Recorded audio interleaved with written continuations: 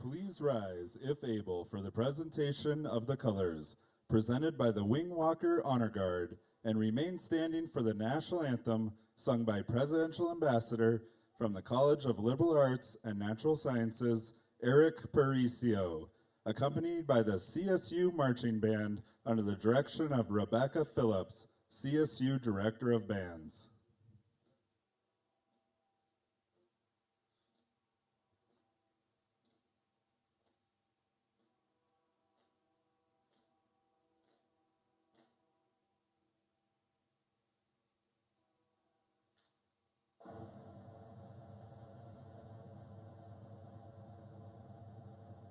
Oh, say, can you see by the dawn's early light what so proudly we hailed at the twilight's last gleaming, whose broad stripes and bright stars through the perilous fight o'er the ramparts we watched were so gallantly streaming, and the rocket's red glare, the bombs bursting in air, gave proof through the night that our flag was still there. Oh, say does that star-spangled banner yet wave o'er the land of the free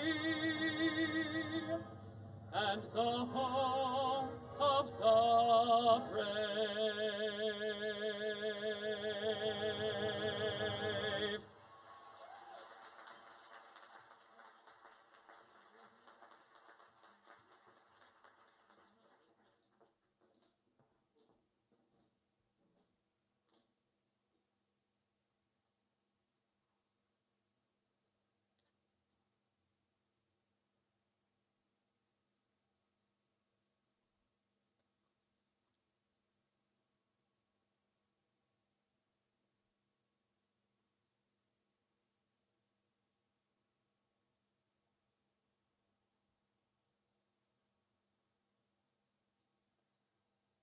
Okay, please be seated.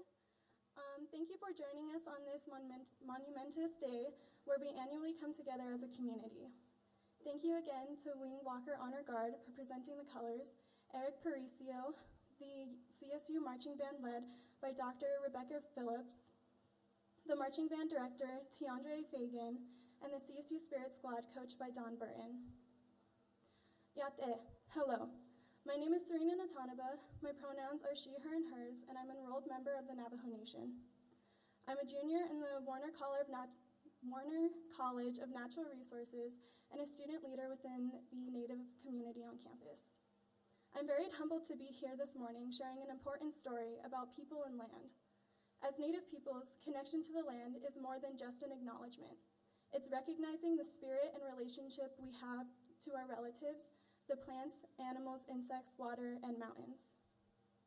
Our identity as Native people is deeply tied to these, and they are referenced and respected in our culture, creation stories, healing ceremonies, and celebration.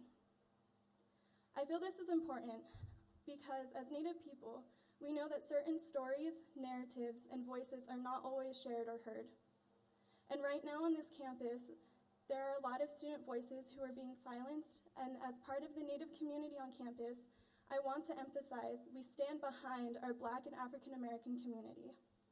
So this morning, with truth, gratitude, and respect, I would like to share the land acknowledgement and ask that everyone this morning reflect on the meaning and responsibility of these words. Colorado State University acknowledges with respect that the land we are on today is the traditional and ancestral homelands of the Arapaho, Cheyenne, and Ute nations and peoples. This was also a site of trade, gathering and healing for numerous other Native tribes. We recognize the indigenous peoples as original stewards of this land and all the relatives within it. As these words of acknowledgement are spoken and heard, the ties nations have to their traditional homelands are renewed and reaffirmed. CSU is founded as a land-grant institution, and we accept our mission must encompass access to education and inclusion. Native nations and peoples and significantly, that our founding came to a dire cost to Native nations and peoples whose land this university was built upon. This acknowledgement is the education and inclusion we must practice in recognizing our institutional history, responsibility, and commitment. Thank you.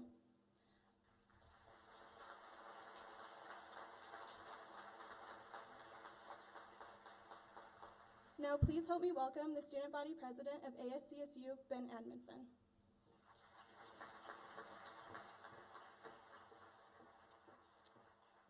Well, thank you, Serena, for sharing some of our rich history here at CSU. And good morning, everyone. Thank you for being here. I know it's a warm day today.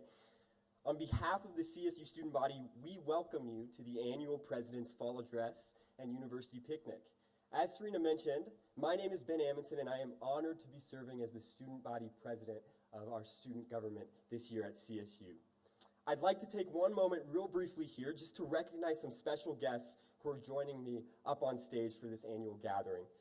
Please stand if able to be recognized, and we'll just hold our applause to the end after we recognize.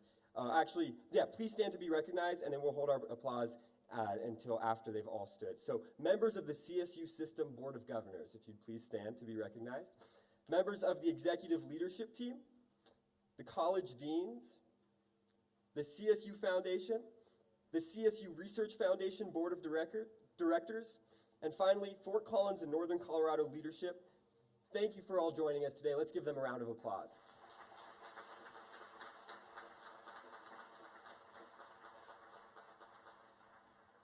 I am honored to be joined on this stage with not only our president and our provost, but also by members of our 3 campus councils.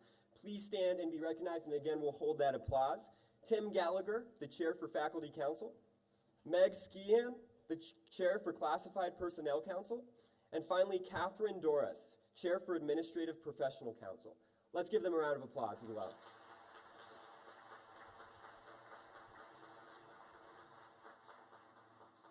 You know, as a representative of the student body, I'm excited for this year. I'm looking forward to working alongside leaders on this campus who are playing a critical role in shaping the community and culture of our campus. You know, the reason why student government exists is because it turns out when you have more than 30,000 students in a campus, you have more than 30,000 brains that accompany those students, and those brains dream up ideas, I argue sometimes even better than the professional staff here, but their idea is great as well. 30,000 students, bring them to the table, and it really does shape the culture and community here at CSU. We know that's what makes our university really great and how we can improve every day. Today we know that too many of our students do not feel that they are treated as equals on this campus. We had over 700 members of the community in our campus come last night to our Student Senate just to reflect some of their opinions, to dream up new ideas, draft ways that we can be a better community together. I'm ready to help students put those initiatives into action this year to change that. Again, thank you all for welcoming us this afternoon. Please help me welcome to the podium Executive Vice President and Provost, Dr. Rick Miranda.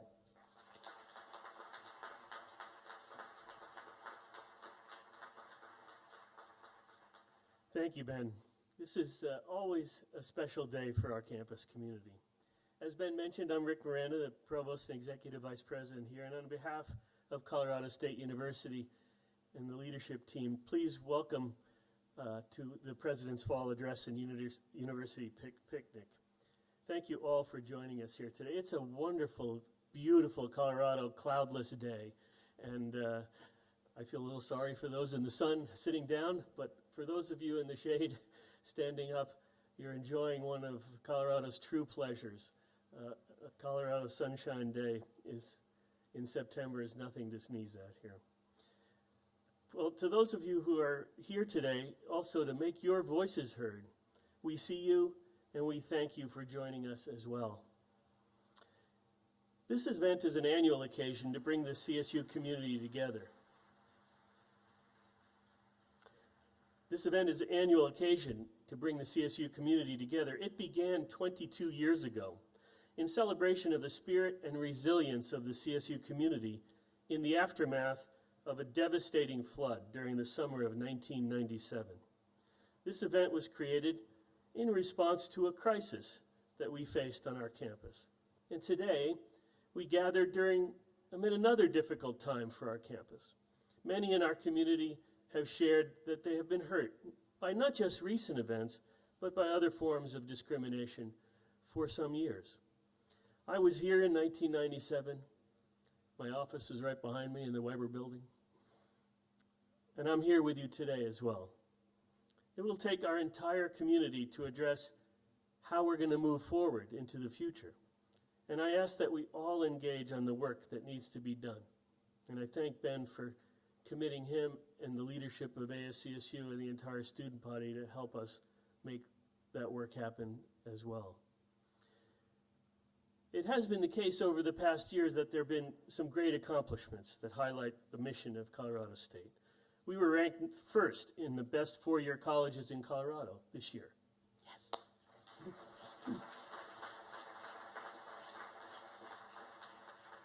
First among the greenest universities in the country, ranked third in professional veterinary medicine, ranked in the top 5 in the best universities for veterans. And 1 in 5 of our students are first generation.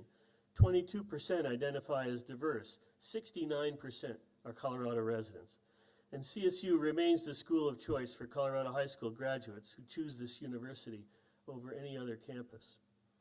Our faculty remain highly active. Last year, CSU recorded its 10th consecutive year with more than $300 million in research expenditures, and this year we're closing in on $400 million. We also celebrated some incredible individual faculty honors this year. Dr. Sue Vanderwood was named to the National Academy of Sciences. Dr. Elizabeth Barnes received a career award from the National Science Foundation. Dr. Emily Fisher received the prestigious McIlwain Medal from the American Geophysical Union. And Professor Camille Dungy was awarded a Guggenheim Fellowship. And last year was the first time in CSU history that all 4 of our student Goldwater nominees were named scholars in this competition. These are just a few examples of the accomplishments our faculty and students have achieved over the past year. I am here today to thank everyone on the CSU campus for lifting us all up, for your dedication, for your contribution, for your hard work to make Colorado State University the institution that it is. We have a lot of work to do, we've done a lot of great work, and we're all going to be resolved to do it together. Thank you very much.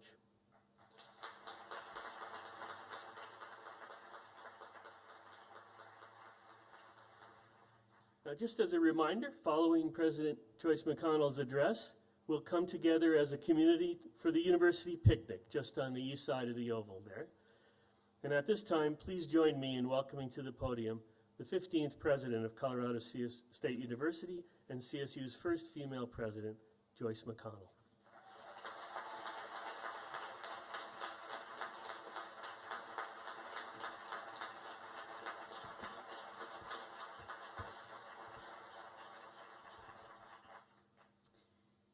Thank you all for being here today.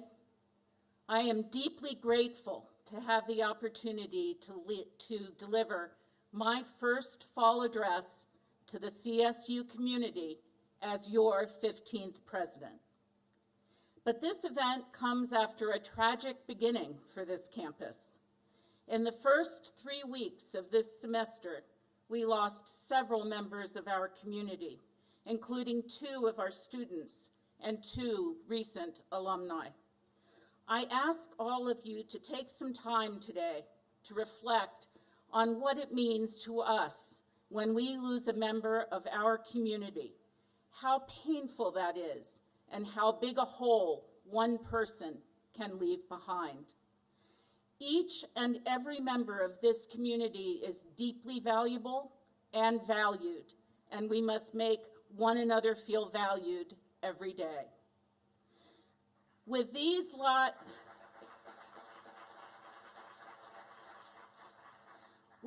lives in mind, I ask you to attend to our students, faculty, and staff who are here at CSU and do not feel safe or valued because of racism and other forms of bias.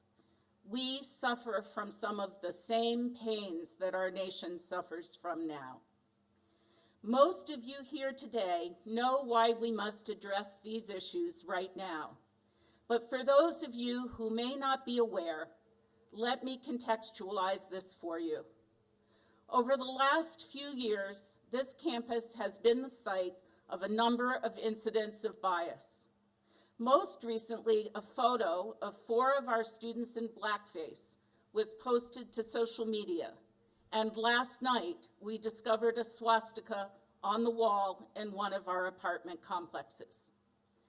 Whether individual or institutional, racism and bias is antithetical to the core mission of excellent higher education.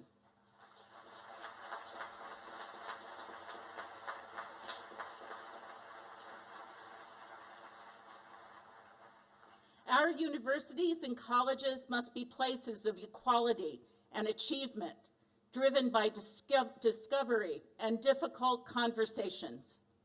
Robust debate on a public campus is protected by the First Amendment, but this does not mean we are powerless to fight for change through positive, engaged discourse, action, and accountability.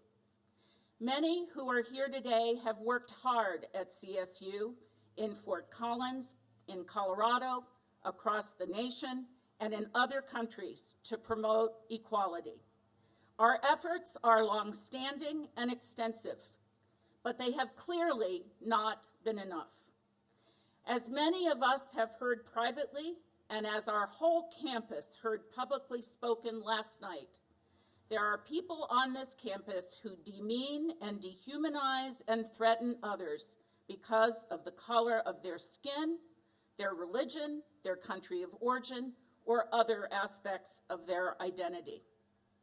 We must do better. We must join together to rise. We want each student to thrive and succeed.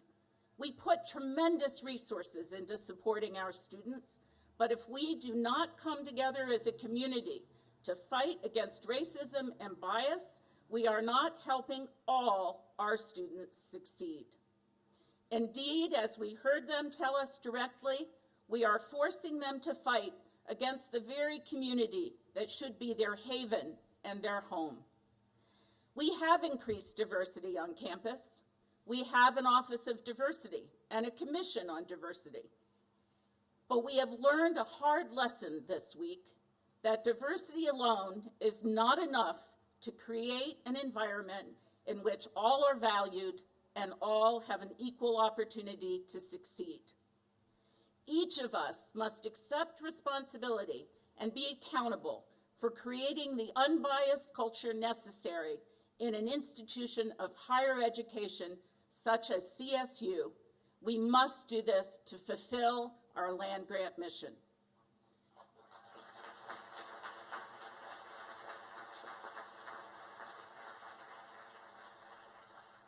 To those of you who are here today who have been the victims of racism and other forms of bias on our campus and who have not felt supported by CSU, I am deeply sorry for all the ways we have failed you. I know that you are angry, you are frustrated, you are sad, and most of all, you are tired. I cannot ease all of those feelings today. We may not be able to ease them for months, but we will try. You have the right to be angry, and we respect your outrage. What we ask of you is not that you set it aside, but that you cultivate hope with your anger and work with us to make things better.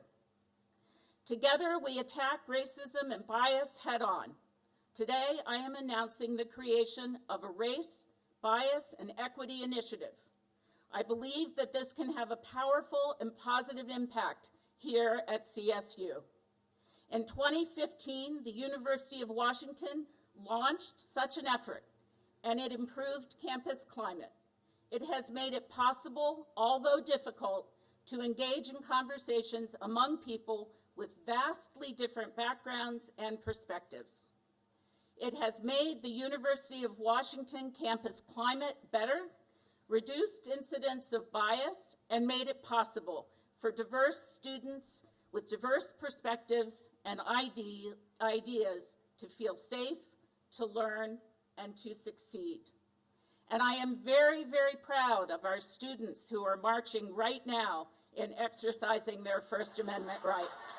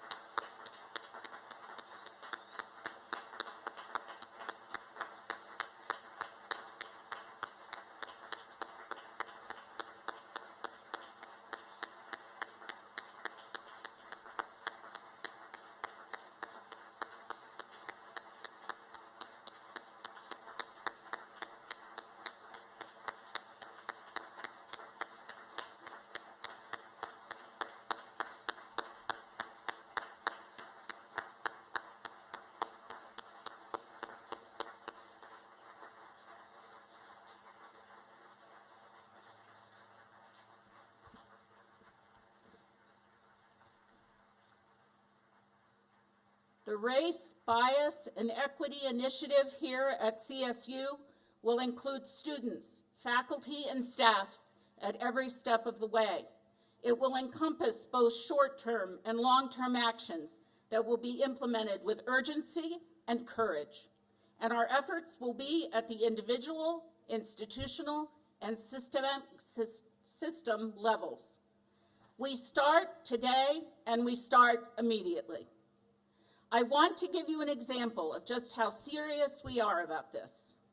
Hundreds of our students from the University of Northern Colorado, members of the Fort Collins community, alumni, and leaders from Denver came together at a meeting last night, CSU's Student Government ASCSU meeting. They came to exercise their First Amendment rights to speak and assemble. Many of our students had the courage and passion to stand up in front of an enormous crowd and share their stories, their anger, their ideas, and their pain. My office will invite every CSU student who spoke to participate in launching the initiative. However, I want to pause here to make clear the burden should not be on our students. The burden is on us.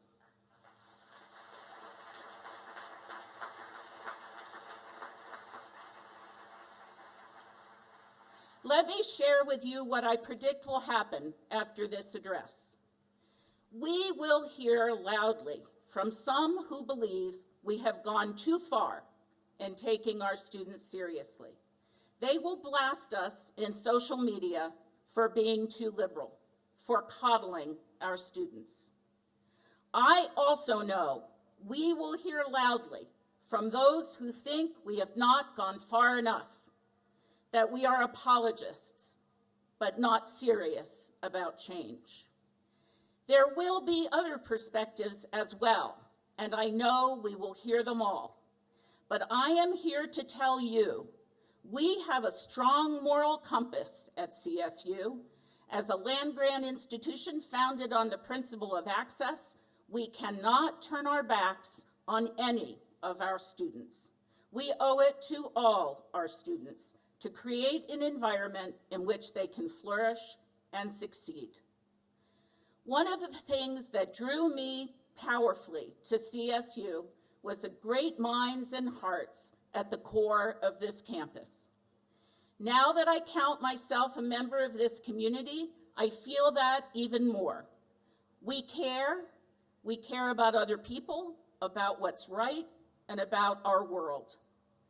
150 years ago, before this university was established, we heard in our land acknowledgement statement that Serena read a few minutes ago, that this land was also home to people whose very way of life was swept aside in order to build another way.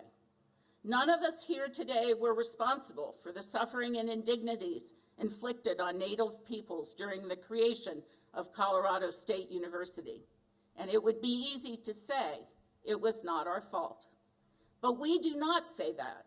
We care, and we must demonstrate that care through our action. In the midst of all that has happened in the last few weeks that challenges us to be better, phenomenal work has been done here at CSU. I have many exciting things to tell you about our university, about what we are doing to change our world for the better, and about where we are going as we build upon the legacy of 150 years to look towards our future. But today, I want to share these things in light of the hard work we must do together. There is a term that many of CSU faculty, staff, and administrators have already heard me use: strategic transformation. I use this term instead of the term strategic planning because it signals actual change, not just the preparation that leads to change. And I use it in hopes that we will be inspired to think outside the box in terms of just what our next steps will be. When we plan, we often stay in a straight line or on a path that someone else has marked out for us.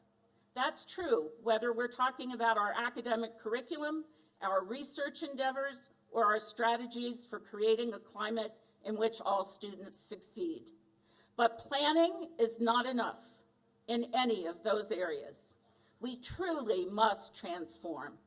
Transforming is more than changing.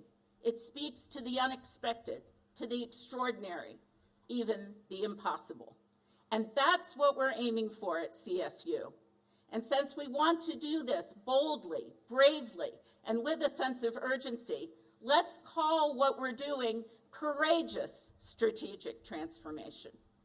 That means moving forward with our minds and our hearts wide open to new ideas, to new ways of doing what we need to do, to new shapes to our physical spaces, our academic and institutional processes, our anti-bias work, and our research models. And it means including all who must be included and accounted for in our community and in our world. I urge us all to embrace the courageous strategic transformation of CSU and to focus on some clear goals. First, we must do our part to keep college accessible and affordable. We know that many families and students are having increasing difficulty paying for higher education. We can ease their burden by the careful implementation of courageous transformation strategies that include constant attention to our purpose, processes, and respect for our people. Second, we must improve how we get things done. We will deploy a CSU excellence model that adapts the scientific method to making higher education more nimble. It is a problem-solving and improvement methodology that sharply defines specific problems, analyzes them, attempts to solve them, measures progress, does it within established timeframes, then repeats in a constant cycle of improvement for excellence. I believe we are excellent, and that with a commitment to global preeminence, we will set the standard across the nation and the world for what a great land-grant university looks like in the 21st century. Colorado State has a proud history of 150 years of work on behalf of the people of Colorado and of the world, and let's join together and up our game. I was recently reminded of another way that we might measure ourselves, which is in terms of the health of our organization. There are 8 qualities of a truly healthy organization. These apply to any organization, from a government to a Fortune 500 company, from an institution like CSU to many organizations within CSU, colleges, departments, student orgs, etc. A healthy organization practices openness, humility, and respect from top to bottom. A healthy organization fosters an environment of accountability and personal responsibility. A healthy organization embraces difference and diversity and creates a climate in which difference and diversity are allowed to make it better. A healthy organization allows freedom for risk-taking. It has a fierce commitment to doing it right and willingness to tolerate and learn from mistakes. A healthy organization has unquestioned integrity and consistency. We pursue collaboration, integration, and holistic thinking, and we demonstrate courage and persistence in the face of difficulty. I was excited when I first read these qualities because so many of them resonate for me as absolutely true of CSU. I know that I am still new to this community. Some of you may feel that we have a long way to go to call ourselves a healthy organization, but I believe that the desire to do so is already here. I think this community truly longs to meet all the qualities of a healthy, excellent university. And because we do, we will get there through courageous transformation and by truly working together. I feel a tremendous sense of urgency to do the incredible work we are here to do, and our state and our world need us to do that work now. We offer access to higher education to people from across Colorado, and we welcome students from around the nation and the world. We must continue to educate these talented young people, and we must do so by giving them all the tools they need to succeed, to graduate from CSU and enter the workforce. Our students are changing, and so are their needs, and so our classrooms must change, our learning spaces must evolve, our climate must change. Our teaching methods, curricula, and ways of engaging with our students must transform to meet our students' needs. Otherwise, we fail them.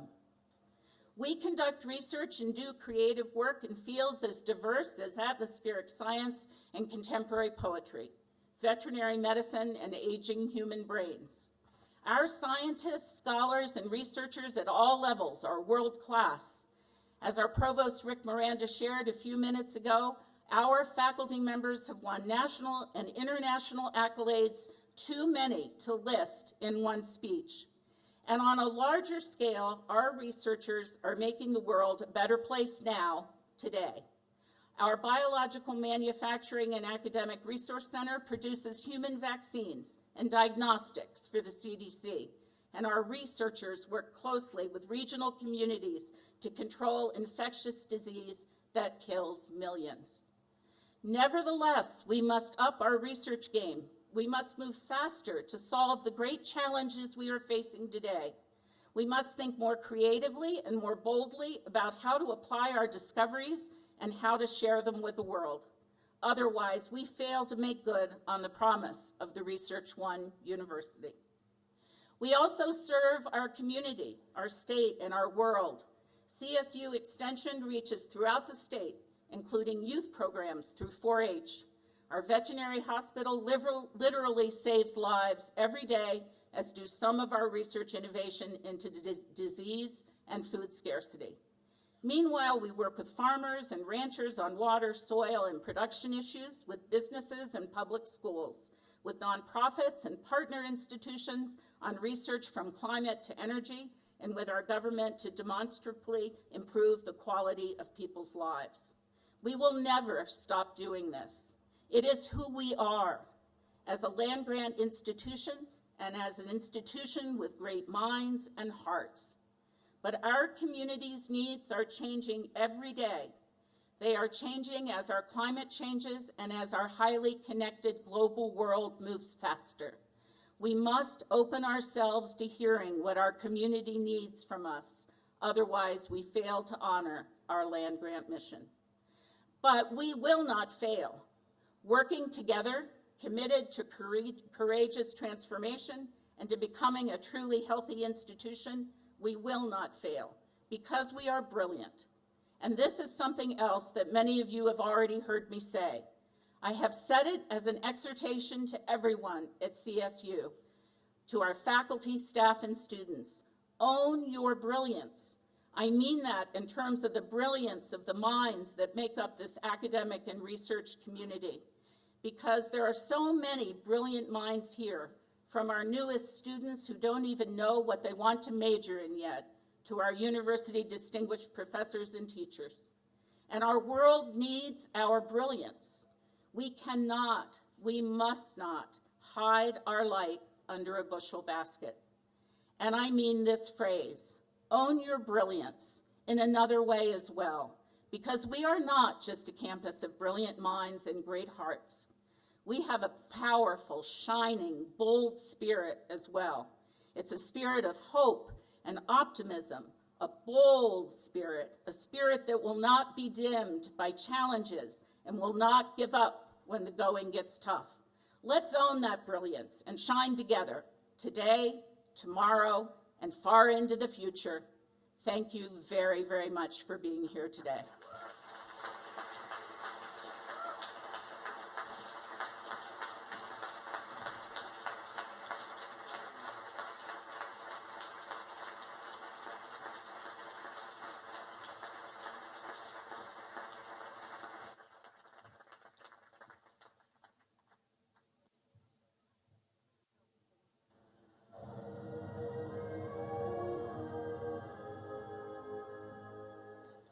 Hail to thee, our alma mater, Colorado State. Memories are everlasting of this place so great. May thy green and gold unite us, loyal ever be. Colorado State, our alma mater, hail, oh hail to thee.